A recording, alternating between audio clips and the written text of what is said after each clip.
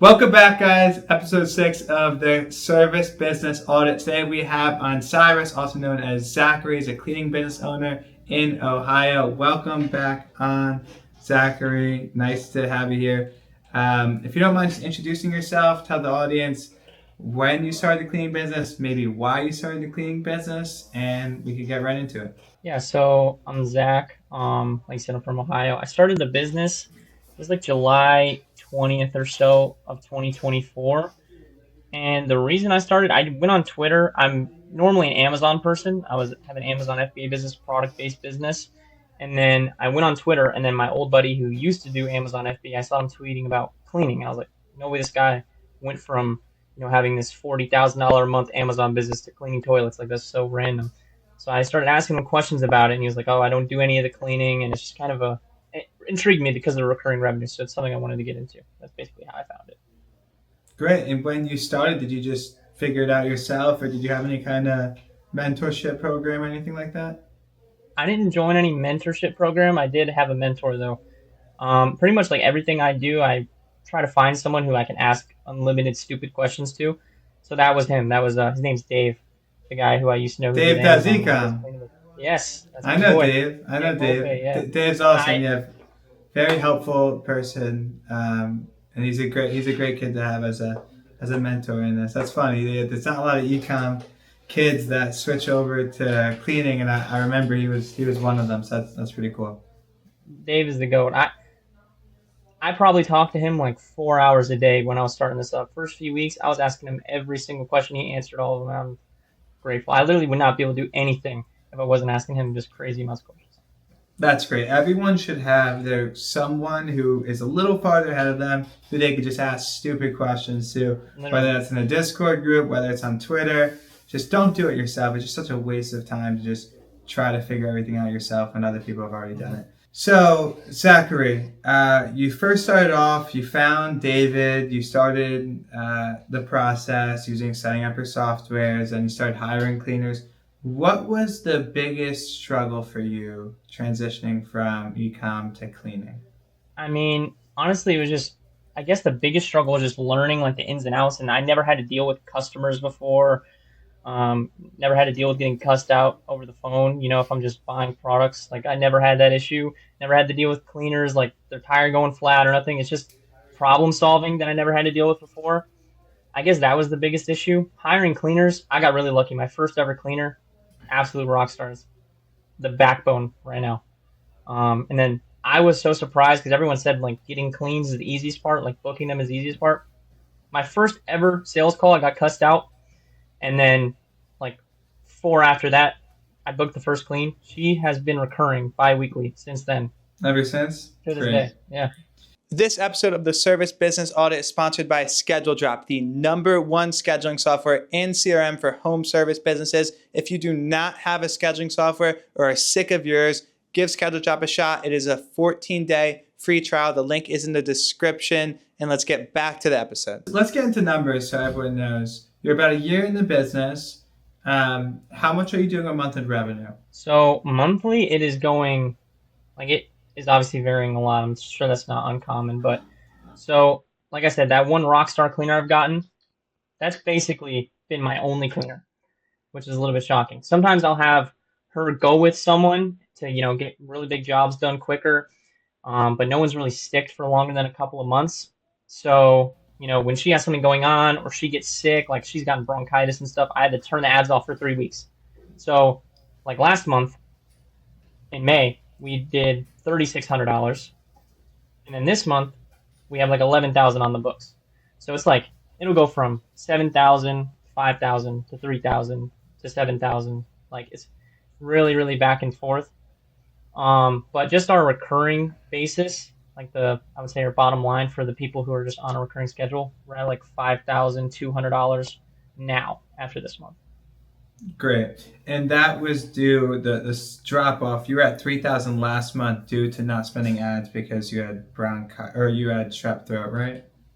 It was the cleaner actually that time who. Oh, the cleaner did. Oh, okay. I got sick, then the cleaner got sick, and it was just too long with the ads off. So it was just only recurring basically that month. Okay. Got it.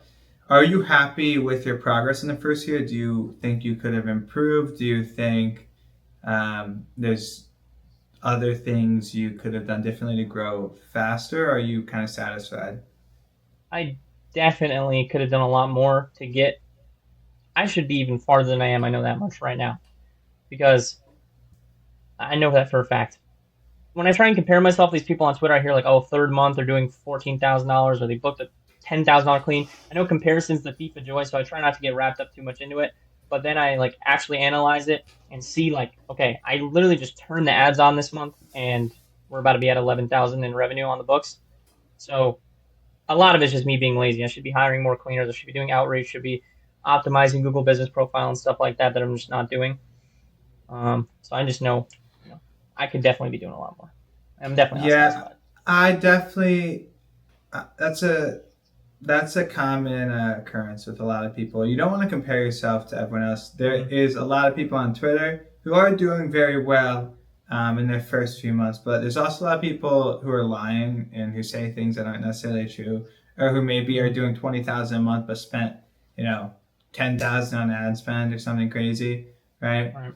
And have no record, whatever it is. You don't. There's always more than one side to the picture. So yeah, definitely don't compare yourself to other people's. Comparison is the thief of joy. But that's good that you know can look back and critically think that, all right, maybe there are some things that could have improved. I know you said you had one cleaner. That's the first thing I want to break into. That seems like a major issue for me and for many reasons. But my first question is, you did 11,000 last month. How much more do you think that This month. cleaner could, or this month, sorry, you have Right. 11,000 on the books for this month. How much more do you think that cleaner could handle? Is she doing all of those jobs? Every job. And so my mindset through these months has been, this cleaner's always asking me for more work, and they're like just getting all the reviews. Like she's doing amazing. Like I've probably had two complaints about her ever, and it was in the very beginning, and it was just, those types of people where you can tell they're kind of very hard to please. But yeah, so my thought process was, well, I should fill up her schedule before, I go and try and get more cleaners because then I'm just gonna have people in limbo. Um, I did not think like this month for whatever reason. She's been my cleaner for about a year now, and I'm turning on the ads this month, and I have 3 available time slots for the rest of the month. So now it's becoming a major issue. So I'm trying to hire more cleaners now. Um, should have been more proactive about that, but yeah. Yeah, so I do get the thought process because I see where you're coming from. Like, you don't want to give two cleaners and none of them are satisfied. But I think you kind of have to play that balance between Mm-hmm. separating enough jobs for three cleaners, even though they all might not have enough, rather than giving one cleaner all the jobs. It's very similar to having one massive client. Like, I know businesses who have clients who are doing $200,000 a month in revenue. This isn't cleaning companies, but it relates to cleaning. In and that's all of the revenue they're doing for their business, and they're profiting a lot from this one client. But it's like, if they drop you off, you are starting at Right. zero again. It's the same thing with cleaners. Like, she could steal your clients, she could not show up, she could make your life miserable.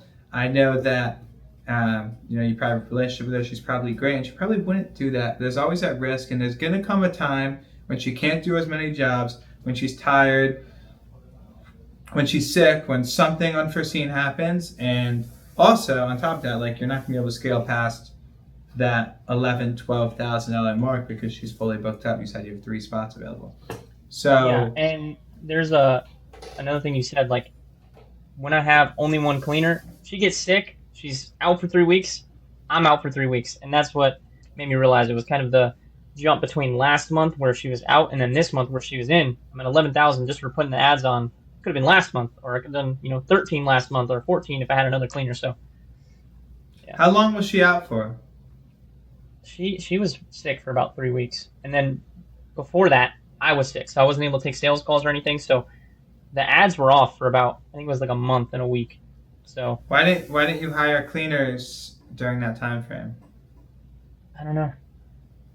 Just lazy. I don't know. It's my fault.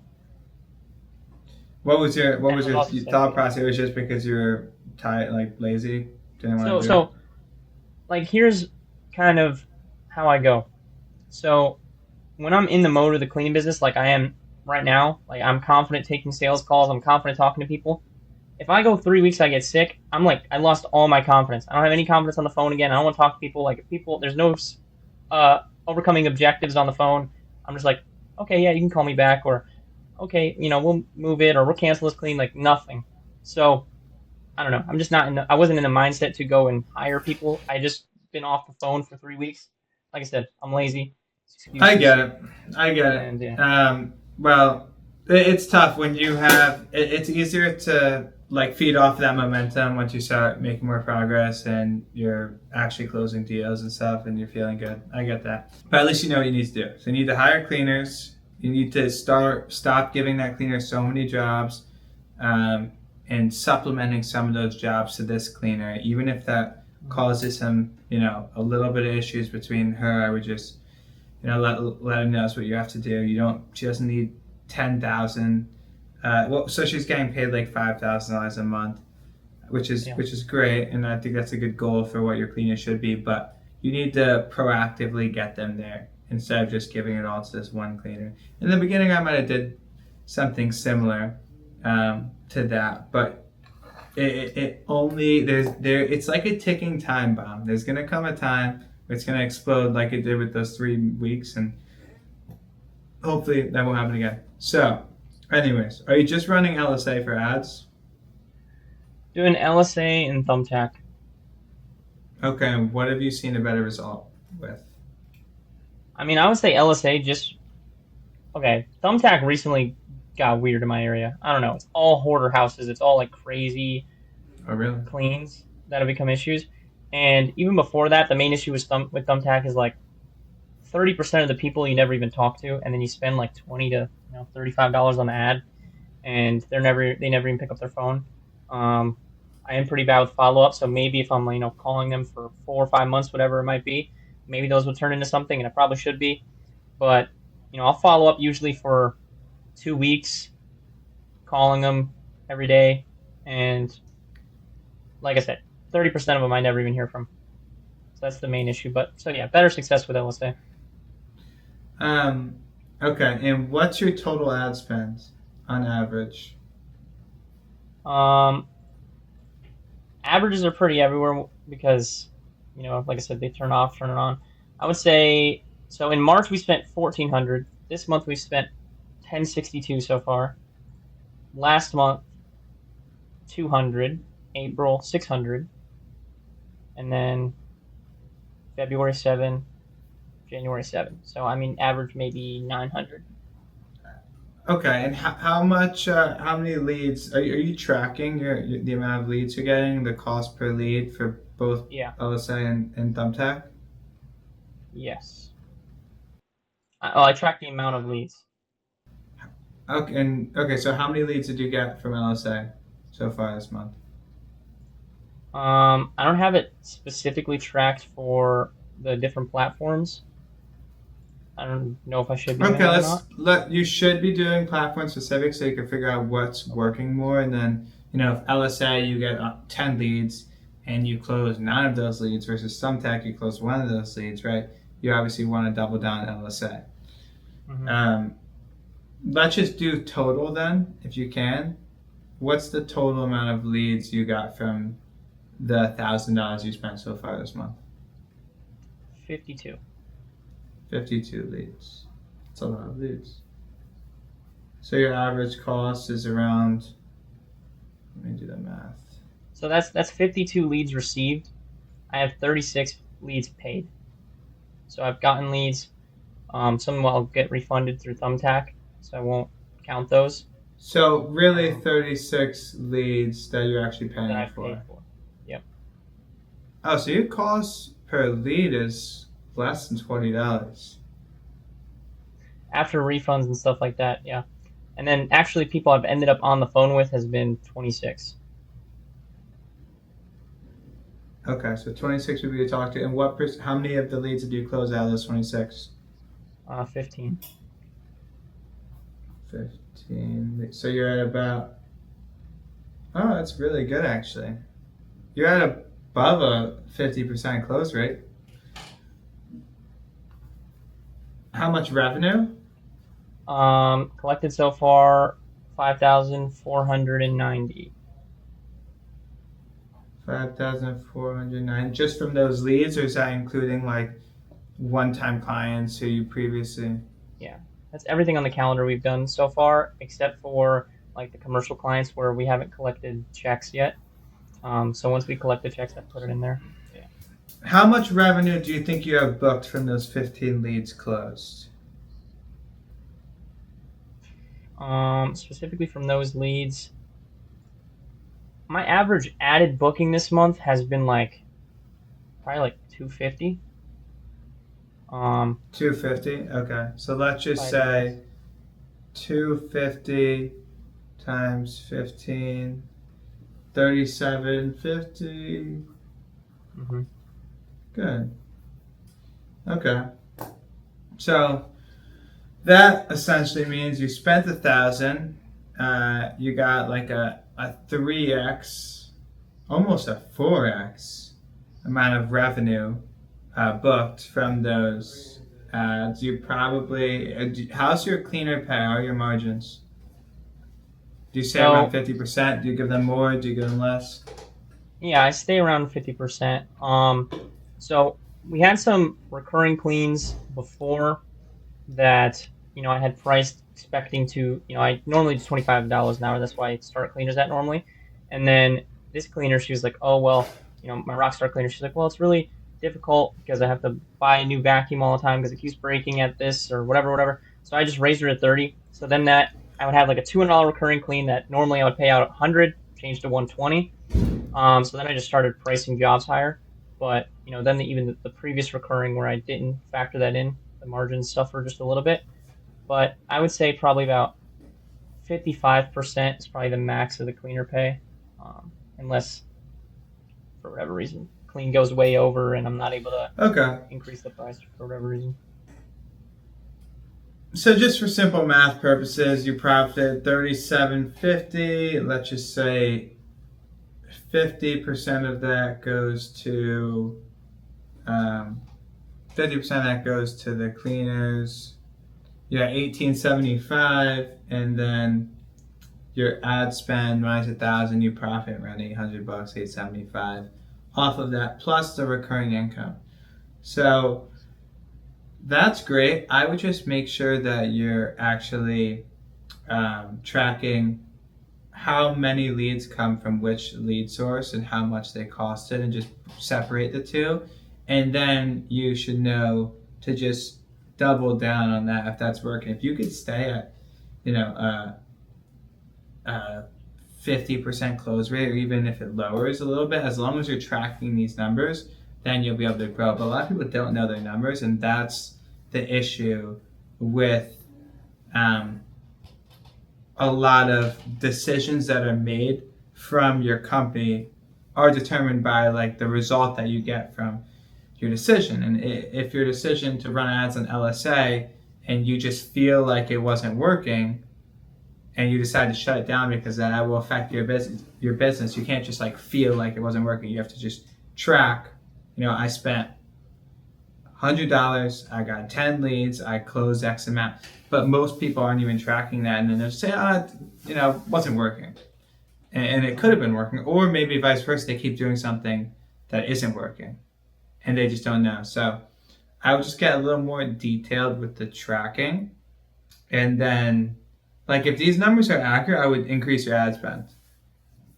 I have it at, so like I said, I talked to David and he was kind of giving me advice on how to set up the budget and stuff like that to where it would just be unlimited leads. That's kind of what I have that's kind of what I have set up for LSA, to where I'm getting every lead I can. There's no really budget that's limiting. He told me I set at like $50,000 a week. He's like, oh, it'll never hit 50K a week, but that's just max leads to get in. That's what I've been doing. Yeah. And kind of that same thing for Thumbtack, if I'm not mistaken. I don't have any type of budget on there either. Well, one thing that does affect the amount of leads you get is like switching it on and off. So you have to be more consistent, and it will Yeah, probably slowly increase over time. right. Because I know some people who constantly go back and forth, like they'll never get more than $1,000 worth of leads. But if you just keep it on and never turn it off, Google's going to realize it's a trustworthy company. They must be booking cleans from it. We'll keep giving this guy leads. So that's what I would do. What do you think your biggest constraint is right now, Zach? I mean, right now in this moment, I need another cleaner, like ASAP. Technically, I have another one that was on that same recurring, that first client we ever had is still recurring, that one. Technically, I still have that cleaner. Her availability is like kind of random, but I sent her on like, I think it was 2 jobs in the beginning, and they both customers were mad. And then Don't one lady, cut she's her still off. on that recurring. She's still on the recurring. And that woman who, gets her house cleaned by her, she's like, I need to have her. Like, she's the best. But everyone else hates her. So she's just kind of been on that one clean for the last year. That's the only clean she's got. That's funny. I've had that happen before too. It's a weird occurrence where everyone hates the cleaner except just one person. It's weird. And just keep it that way because you're gonna run into the issue over and over again of people not happy. But what's your process like for hiring and vetting these cleaners? So when I did do it, like I said, I just posted my first Indeed application after a year of not doing any hiring. So I posted on Indeed. I was going on Nextdoor, Facebook groups, trying to see like referrals. I saw a lot of people talking about Care.com. I ended up talking to a lot of people who I thought were really good. But then I ended up just doing interviews off of Indeed, and those are the ones that I ended up getting. I did like 3 different interviews talking about different things, what you would do in this certain situation, um, setting the expectation for like stealing clients and things like that. That's really it. We also have a hiring section on our website where I'll put like a picture of a shower door with soap scum on it, and they have to tell me how they would clean it, and then like an oven, how they would clean it, and stuff like that. And yeah, that's about it. That survey. Are you on Clean Genie? No, I was on something like it for like a month and a half, but that month and a half was that month and a half with the ads off and stuff like that. So yeah, I just got off of that like 3 days ago. What was But that? What was that called? it was called CEO route, if you know what that is. C CEO route or CL route? CEO. CEO. Never heard of it. I'll look into it though. Okay. So yeah, that's interesting. It's crazy how you've been out for a year and you haven't hired any cleaners. I do think that is a huge result of the growth and also the inconsistent ad spend. Hmm. I do totally understand because hiring sucks. Hiring cleaners is difficult.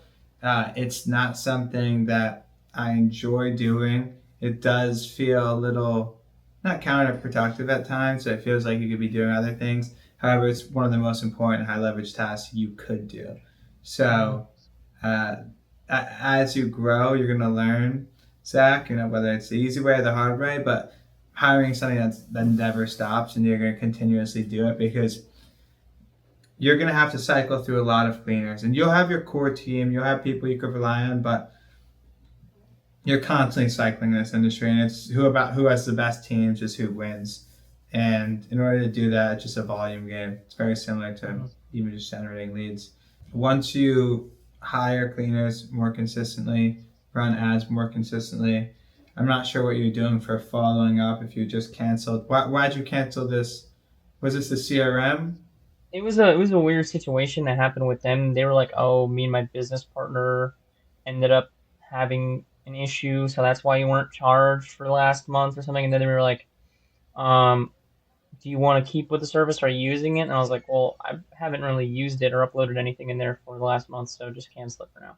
And then that is basically it. Is it on Go Eye Level? Yes, And how much are they charging?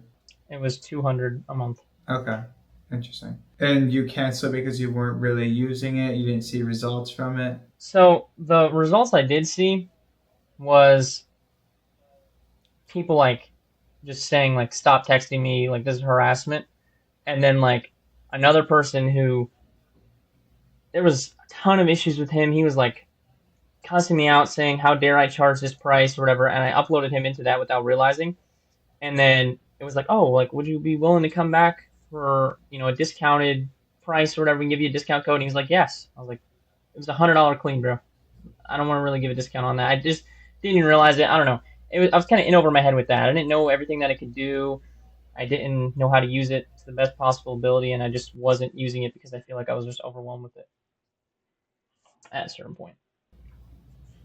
I gotcha. Yeah, it is complicated. You definitely need to have good help articles and guidance and make sure you understand how to use any kind of high level CRM tool.